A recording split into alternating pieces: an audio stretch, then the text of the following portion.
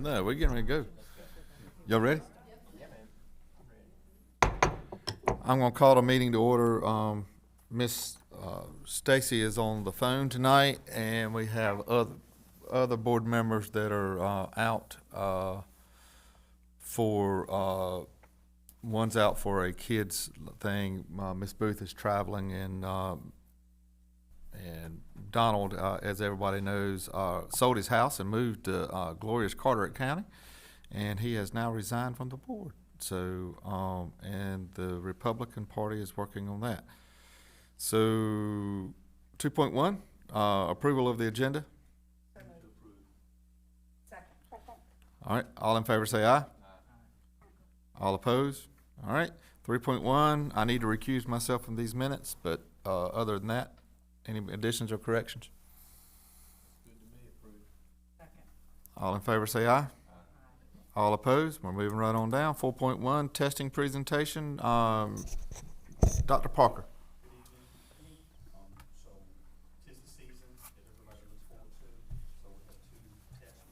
One is the UPI Family Guide to Assessment. It's just a quick run through of what assessment is, why we go assess, some of the assessment gives a grid of what required tests there are through 8th grade.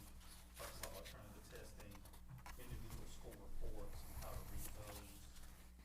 And then our next attachment is basically a standard testing schedule for all of our schools.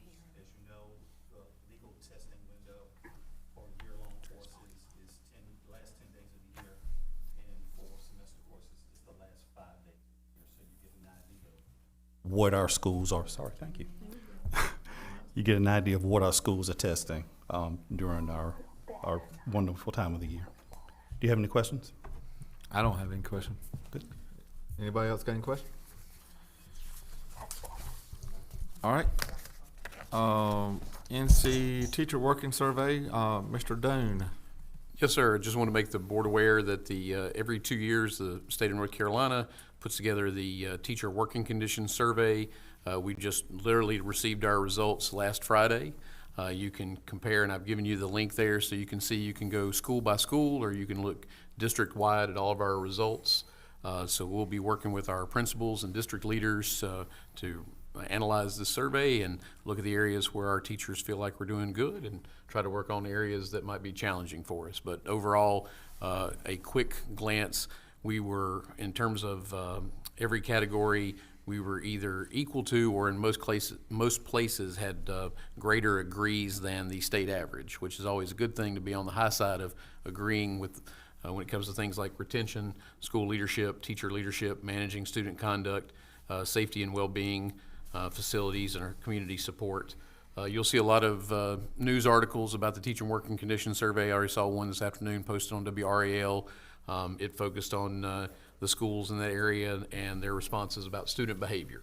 But we'll be using the Teacher Working Conditions Survey to kind of inform some of our goals for next year, but I wanted to make you all aware of it so you could take a look at it yourself. All right, no questions. We're gonna go on 4.3, NCSEAA Opportunity Scholarship, Mr. Doan. Yes, sir. This is just another for your information, as we are, of course, talking about our local budget tonight, and then we're going to be going to the county commissioners for asking for their assistance, and then we're waiting with bated breath for a state budget to try to decide what monies we will receive and what things might look like. I'm sure they'll see lots of discussions around the State Education Assistance Authority and the Opportunity Scholarships. This is just a website that allows you to go to any county in the state, and if you click on that county, it tells you the number of students in that county that attend or that receive opportunity scholarships, and what schools those are, and how many millions of dollars, or hundreds of thousands in some cases, that schools receive. It does not at present include students. It isn't yet, opportunity scholarships are not quite for homeschool students, but there is some discussion about allowing that this in the General Assembly. Hasn't been passed yet, but you can see in Beaufort County, for example, we have $3 million worth of opportunity scholarships for students that choose not to attend Beaufort County schools but go to other options in the county. So this is just an opportunity for you to know about when people talk about how much we as a state are spending on opportunity scholarships and how that might directly impact us. This gives you that information so you can speak about it. Does that include the money that's going to charter school or not? It does not.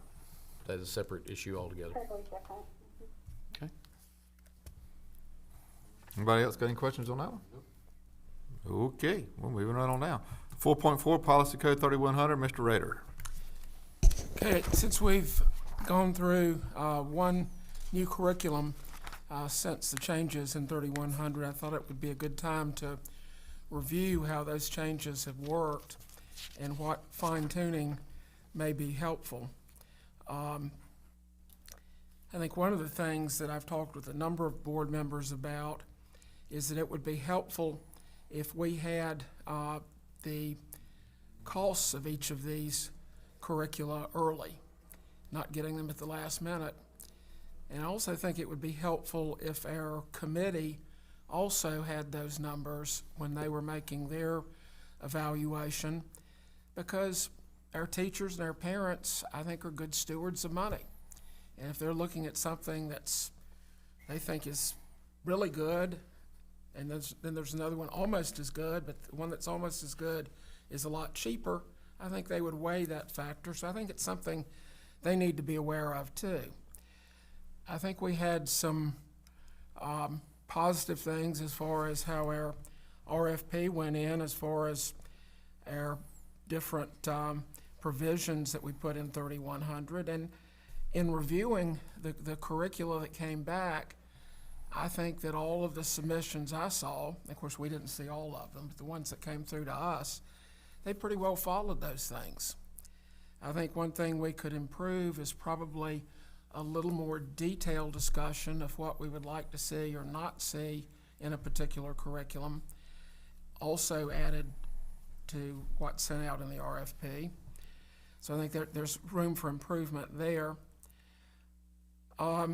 One thing I had expected that we really didn't get, I'd like to see regular reports that gave us a little more information about what's going on, what providers have put forward curricula, of course the costs. So I think that's one thing we need to consider, how we can plug in so that the board is more informed as the process goes along. Because of course, by statute, we're the ones with that responsibility and that duty, not staff, not committees, but us. So we need to be regularly informed of all developments. I think that when it gets to the committee report back to us, there was a fine-tuning that we did in this process, I think, that needs to be continued. And that is that we get a report back from the teachers particularly, that tells us why they like one particular curriculum over another. I think that was extremely helpful. It's only helpful to a degree to know that they prefer A over B, but knowing why they do, I think really gets a lot more information in front of us that we need to have. By the same token, I'd like to see the parents on the committee also give us a report, and of course for them, they're not familiar with teaching methodology and those sorts of things. What I think we need to see from parents is that, yeah, this looks fine to us, we don't see any red flags in it. Because it's better to know that early than put something out there and start getting complaints from parents. So that's a less detailed situation, but one that we need to have in front of us too. But particularly with the teachers, I think it was very helpful what we did with having, I think it was the principals largely that gathered that information for us, but it would be good to have that worked into the process where we have it in the sort of detail we had this year. One of the things that I think created one of the big problems that I saw, the whole point of changing 3100 was to give us choices. And we were supposed to have 3 choices. Initially, they said, well, there's only one choice for each set of grades. And after we said, no, we need more choices, they sort of threw in some others. But part of the problem was their numerical assessment of just choosing one particular curriculum. And I think the methodology that would be much more helpful there and put the choices out there is to say, do a 1 to 10 or 1 to 5 rating on every curriculum and then average it.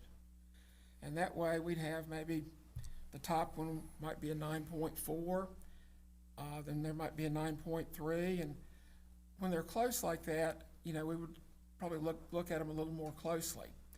But I think that would be much more helpful than just saying, pick the one you like best. Another thing I think that really wasn't considered in the last revision is the way the rubric works. Basically, we have the committee or the staff deciding, well, this doesn't meet the rubric. And it may be a situation where it has only a minor situation where it doesn't meet the rubric. For example, a social studies curriculum that was national may not include North Carolina history. And it may be we could then supplement it, and if that was otherwise a good curriculum and otherwise an affordable curriculum, that might be the thing to do. So I think what we ought to do there is have that brought back to us, that we've had these submissions, they don't meet the rubric for these reasons. And then we could look at it and say, well, that's too expensive anyway, let's just put it in the circular file. Or we could look at it and say, well, it looks good, it's got a good price, it's got a fairly minor piece out of it, what could we do to supplement that and put it back under consideration? I think that ought to come to us. So I think there are a lot of things that went better this time than have in the past, but I think we've still got some room for improvement. I'd like to hear other thoughts on the curriculum process, because I'd like to put forward some amendments to improve the process we have now. And I'd like to hear input either tonight, or if some people want to think about it and shoot me an email, I'd appreciate that too. I know Mr. Doan and I have talked to some degree about this, and I've appreciated his input. But I'd like to hear input from other board members too. I don't really have any issues with what you were saying. And I ask about the cost. I'm always interested in the cost. Because, yeah, you're right. One's $350,000, one's $250,000. There's not a major difference between the two. I think the board certainly should take that into consideration. So, if everybody else has something to say, I would be, why don't you just put some stuff together? You actually wrote most of what we changed the first time around. So Yes. I don't see the point in switching to somebody else at this point in time, but I'll let everybody else speak first. I agree with his assessment also. I think he made some good points, and it gives us a good background to, or a good format to start fine tuning this thing. I think we're on the right track for that. I think you ought to, instead of putting what the pricing is up front, though, you should get as we discussed with Christie all the way through in this process, you should know what the allotment of dollars that are sitting in the textbook fund from the start. Yes.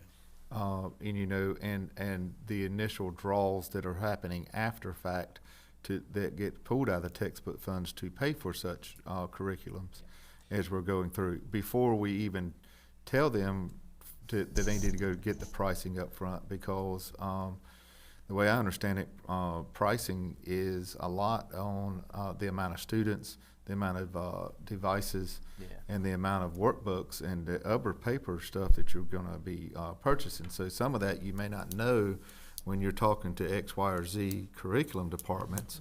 But if you know right to start with that we already know that we're hopeful to get another allotment in July of 26 for some money, but and then that money is already pretty much taken care of until July of 27, as Christie explained it in her budget breakdown in March.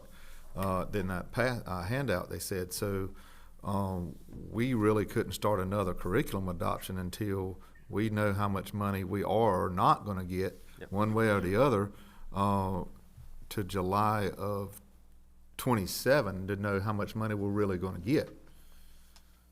The way I kinda saw the budget worked out, the way that Mark and Christie gave it out and laid it out in front of us for all the expenditures that we got that is up in front of us, and plus purchasing the new science curriculum, unless I missed something along the way. TW, I think you've got a good point that that's more information that the board needs when we're going through the process. Yeah. Because it affects all of the curriculum, not just the one we're working on now, but the next one down the line. Well, and it also affects the ones that we already have in place that are working, like Reading Horizons and other ones that we're paying for out of that money. Yeah. That we don't need to reinvent the wheel, because that stuff is in there working and has been tried and tested. And we don't need to kick something to the curb because it's working. That's it. So, yeah, go get what you, Can I say? yeah, go ahead, I'm sorry. I think it was very surprising when Christie gave us the list of the automatic renewals in curriculum that we had, like Reading Horizon, and it was a long list. And we have to be cognizant of that is gonna be encumbered money every year for however long our contract is with that particular curriculum. So I think to know that up front is very important. What I would appreciate is, much like what Jamie and Joanne have to do within their departments, I would like for Christie to say, you have an X amount of dollars to spend. That's what you have. So that will really confine what curriculum you are gonna look at. If she says the bulk you can spend is 300,000, there's no point in us looking at something that is 500,000. We can't afford it. I don't want to spend money hoping it's going to come in. We had that discussion with Terry. So I think to know up front, like what you said, this is how much it's going to cost is important. But likewise, it's important to know how much do we have that we can spend. What is not already encumbered and obligated on these other curriculums from kindergarten through high school curriculum. So I don't disagree with anything you said. I just think our fine tuning, I feel like we have beat policy 3100 to death. We have resurrected that horse and beat it and put it in the ground and pulled it back up and resurrected it again. Our fine tuning needs to be well thought out, and it needs to be very specific so that when these committees are looking at curriculum, they have a set of parameters to go by. And I think that would be very helpful. These are our expectations as a board. This is what we need you to meet. Christie is gonna look at us and the committee and go, and this is how much money you have to spend. And somehow we have to make all that work. So I just wanna make sure we're being thoughtful about it. But I would also, I love the thought of the budget up front, but I also love the thought of, even though these are public meetings and everything else, and anybody can figure it out, but if you tell my history and work, if you tell them you got $100,000 to spend, it's gonna come in at $99,999.99. Well, but to answer that, if they can get the best program for $99,999. That's right, we're under budget. They're within budget. That's right. And so I don't have a problem with that. I have a problem when they come back and go, well, I know the budget was 100,000, and what we picked out is 300,000. Well, then they didn't follow the instructions we gave. Does that make sense? Oh, yeah, agree. That's- Actually, I think, go ahead. Did Charles say something? You go first. Actually, I think all of you are making perfect sense. Everybody, whether you know it or not, we're all agreeing on the same thing here. Because he's right in asking up front how much it costs. You're right in knowing what the budget is. That's just another way to eliminate. We just went through some of those curriculums that when you added everything up were as much as $500,000 and $600,000. Yeah. We heard from our director that we had between $200,000 and $300,000. So that's just another way of eliminating a whole lot of time that you don't need to spend. No need to have a $500,000, like you just said, a If you don't have the $500,000 curriculum presented to us when we've got $285,000 to spend. So he's right in asking how much. You're right in saying we ought to know what the budget is.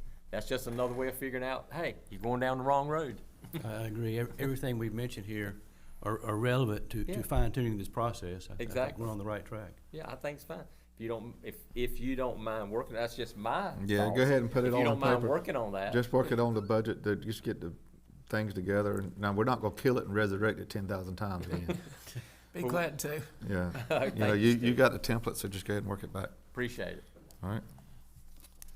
Discussion action 5.1, local funding request 2627, capital request, and the whole list. Mr. Doan. So, the first thing we have is our local county funding request. This is, I believe, the final version that includes new up-to-date retirement rates and the increase in hospitalization that we've received from the state. And so we did 3 columns. If we saved 0% of our 22 positions that we're using local funds and Fund 8 monies to pay for, along with the addition of 2 new ones for fourth grade class size.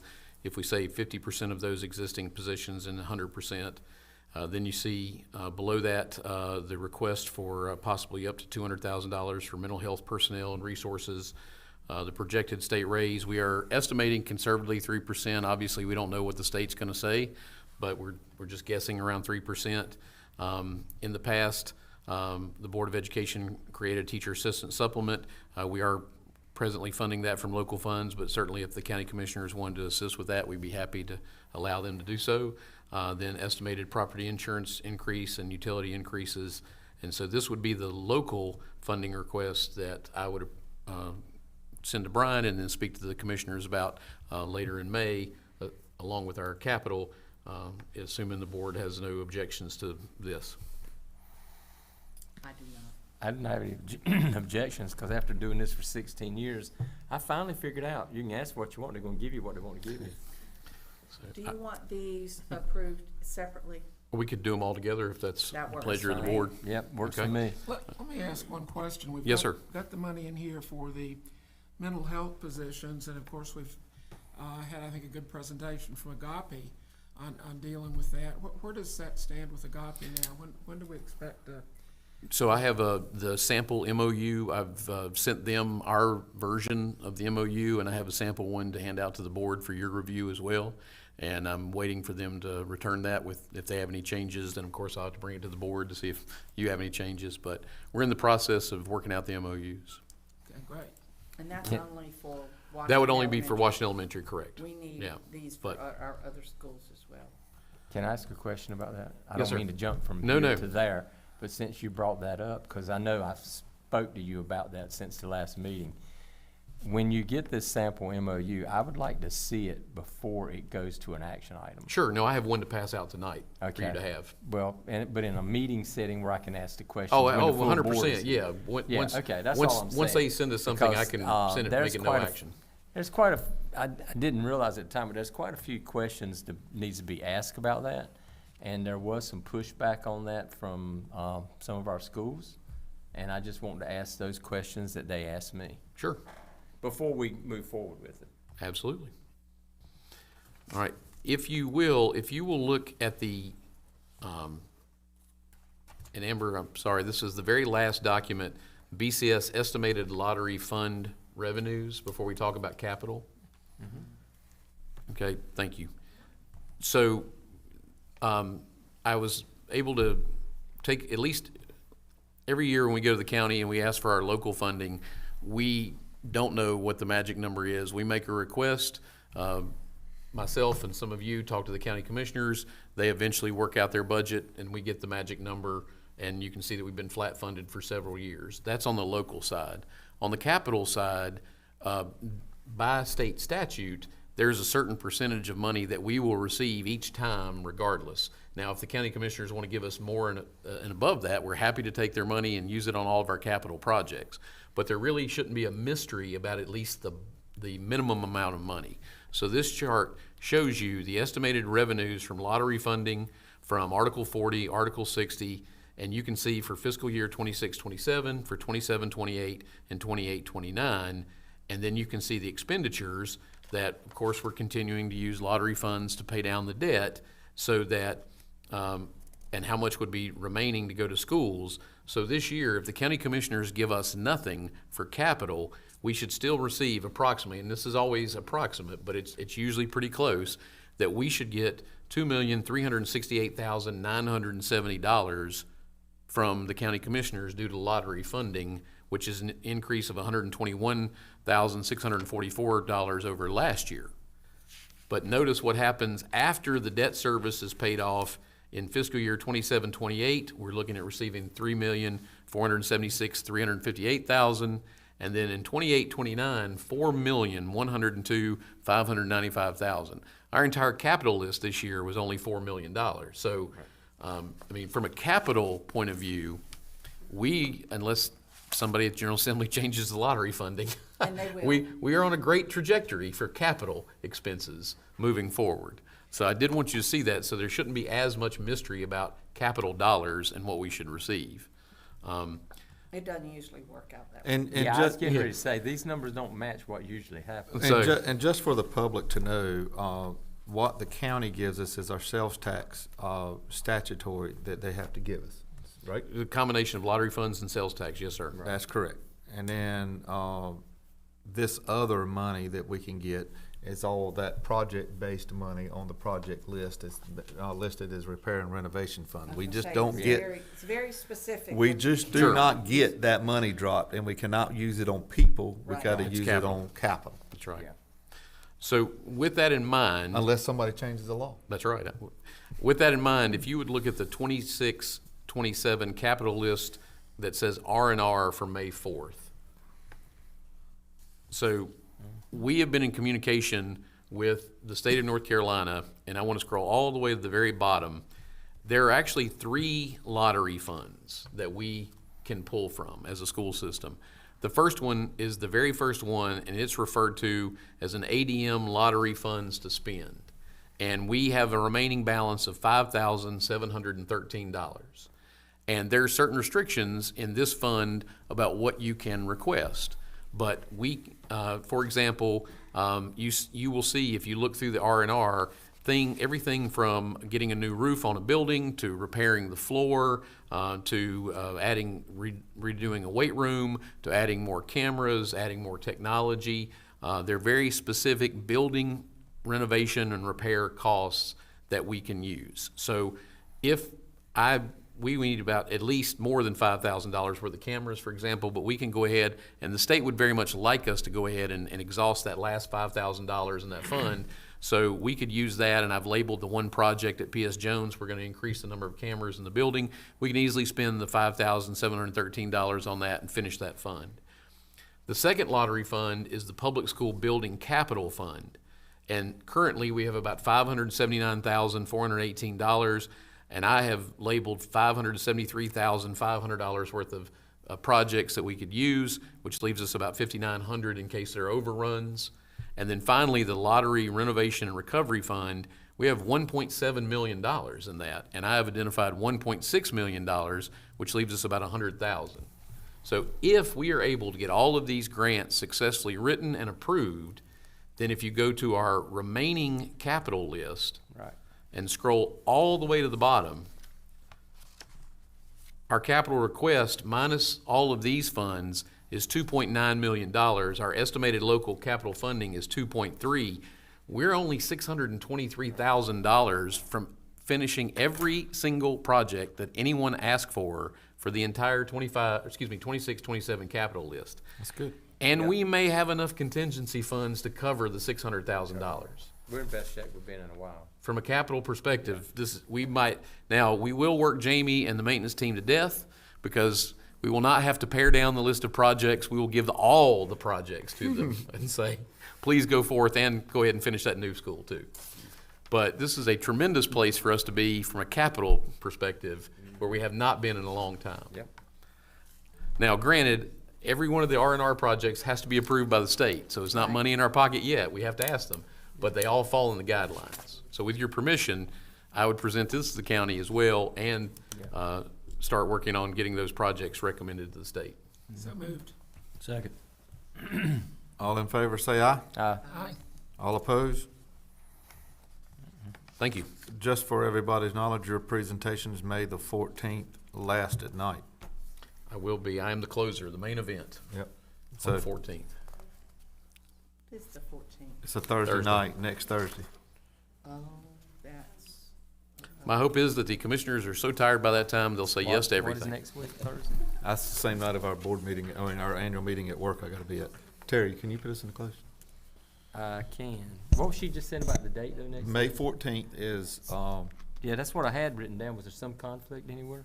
no, that's a Republican meeting where they'll Oh, select Donald's oh, replacement. oh. So there is a conflict. Okay. Yes, I'll put us in. there's about 10 conflicts that night. Yes, there Yeah, really yeah. is. The Royal Council meetings that night too. I move that we go into closed session pursuant to General Statute 143, 318, 11A, A3 and A6 to prevent disclosure of confidential personnel under GC, GS 115, 319, and 115, 321. Second. All in favor say aye. Aye. All opposed? Yeah, All right, we're in close. Thursday, May